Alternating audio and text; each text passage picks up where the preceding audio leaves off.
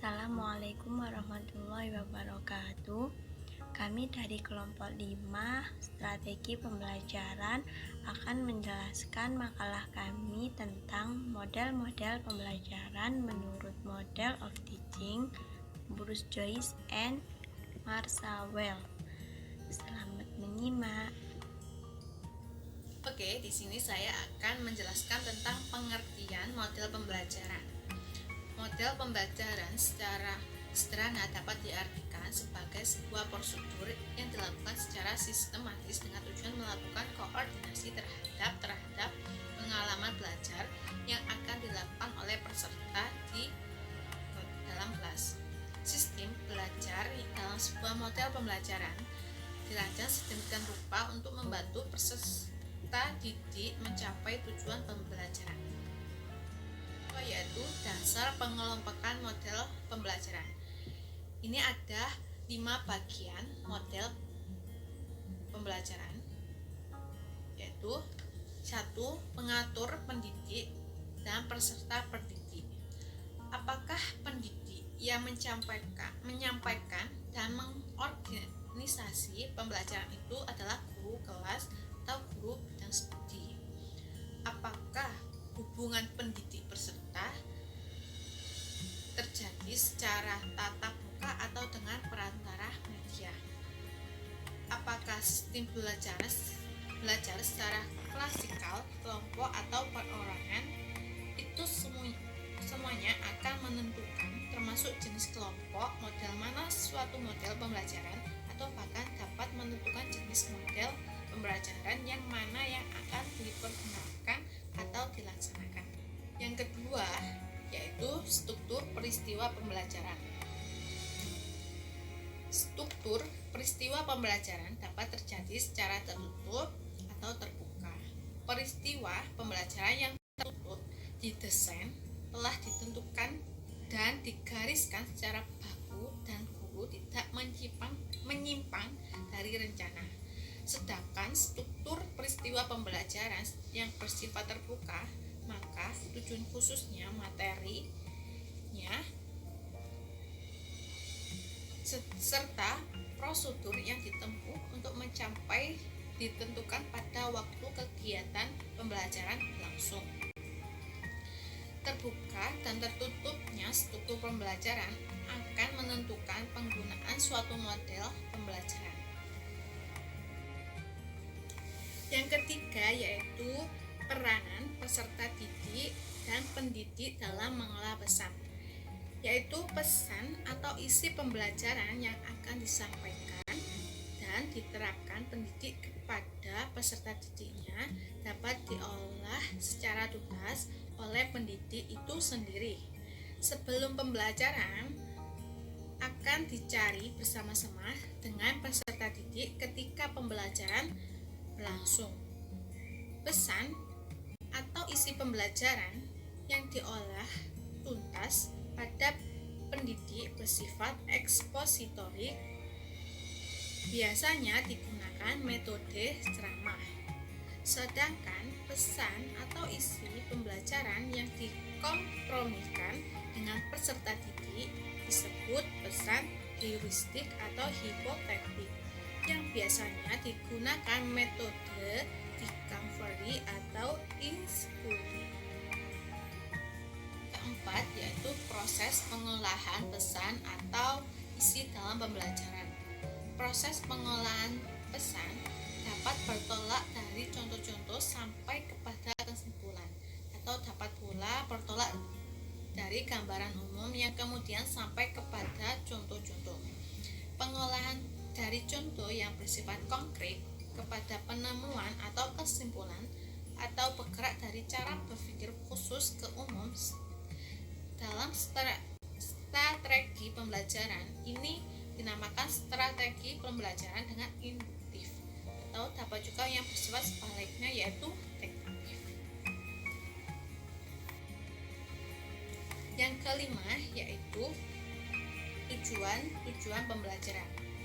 Tujuan pembelajaran yang ingin dicapai apakah bersifat intelektual, strategi kognitif, informasi verbal, keterampilan motorik, sikap dan nilai atau gabungan dari semua itu. Gambaran tujuan ini akan menentukan model pembelajaran apa yang sesuai serta menentukan juga berada pada kelompok model pembelajaran yang mana. Maka sebelum kita maju ke model pembelajaran, kita harus tahu 5 bagian dasar model pembelajaran ini.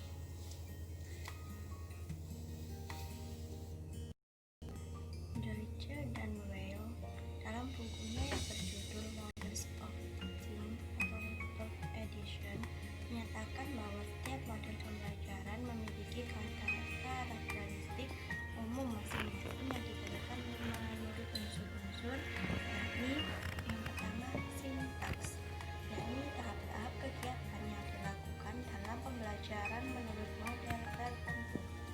Yang kedua, sistem sosial, yakni situasi atau suasana dan norma yang berlaku dalam model tersebut. Yang ketiga, prinsip reaksi, yakni pola kegiatan yang menggambarkan bagaimana guru seharusnya melihat dan memperlakukan para peserta didik, termasuk bagaimana seharusnya memberi respon kepada peserta didik.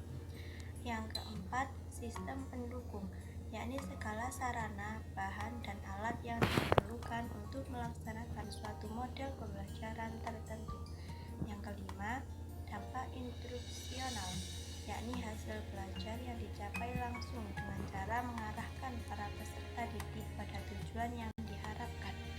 Dan yang terakhir, dampak pengiring, yakni hasil belajar lainnya yang dihasilkan oleh suatu proses pembelajaran sebagai akibat terciptanya suasana pembelajaran yang dialami langsung oleh peserta didik tanpa adanya arahan langsung dari guru.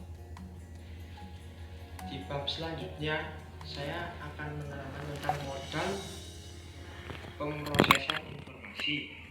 Yang pertama, modal pencapaian konsep dirancang untuk mengembangkan dan menganalisis konsep dengan menggunakan pola nalar induktif.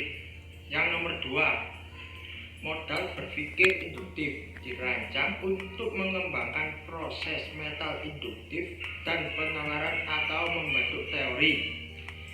Yang nomor 3, model latihan penelitian dirancang untuk membelajarkan siswa dalam menghadapi penalaran kausal lebih fasih dan tepat dalam mengajukan pertanyaan, membentuk konsep serta hipotesis. Sekian, terima kasih. Assalamualaikum warahmatullahi wabarakatuh. Perkenalkan, nama saya Syoriani Kewa. Di sini saya akan menjelaskan beberapa model pembelajaran menurut Joyce dan Will. Untuk model yang pertama adalah model penelitian ilmiah. Model penelitian ilmiah ini dirancang untuk pembelajaran sistem penelitian dari suatu disiplin ilmu, tetapi diharapkan juga memiliki efek dalam kawasan. Untuk model yang kedua adalah model pengembangan intelek. Model pengembangan intelek ini dirancang untuk meningkatkan perkembangan intelektual, terutama penalaran logis, tetapi juga dapat diterapkan pada perkembangan sosial. Untuk model yang ketiga adalah model penata lanjutan.